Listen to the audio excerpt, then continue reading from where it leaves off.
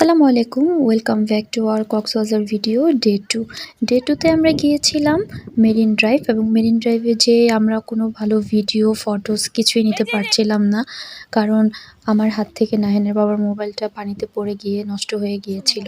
তারপর আমরা একজন প্রফেশনাল ফটোগ্রাফারকে দিয়ে আমাদের কিছু ফ্যামিলি ফটো নিয়েছিলাম। মেরিন ড্রাইভে আমরা বিকেল পর্যন্ত ছিলাম এবং সন্ধ্যাবেলা আমরা গিয়েছিলাম লাবণী বিচে। সেখানে একদম ফ্রেশ ফিশ ফ্রাই খাওয়ার জন্য গিয়েছিলাম। সেখানে আমরা নিয়েছিলাম কোরাল ফিশ, তারপরে নিয়েছিলাম স্যালমন ফিশ, তারপরে নিয়েছিলাম কাঁকড়া। তবে আমার কাছে অতটা ভালো লাগেনি যতটা ফুড ব্লগাররা রিভিউ দিয়ে থাকে। আমার কাছে প্রাইসটাও অনেক বেশি মনে হয়েছে ওইখানে। ফিশ অর্ডার করার পর আমরা অনেকক্ষণ বসেছিলাম, প্রায় 1 ঘন্টার মতো।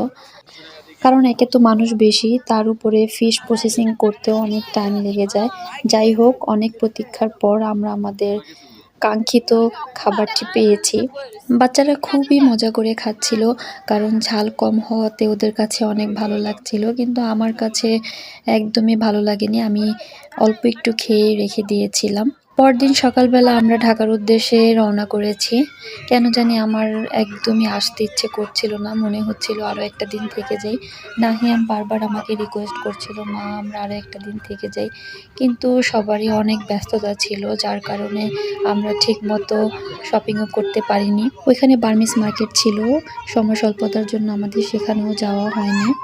আমাদের হোটেলের পাশেই একটা ছোটোখাটো শপিং মল ছিল, সেখান থেকে আমরা অল্প কিছু কেনাকাটা করেছি। আমি চেষ্টা করেছি আমাদের আনন্দের মুহূর্তগুলো আপনাদের সাথে শেয়ার করার জন্য।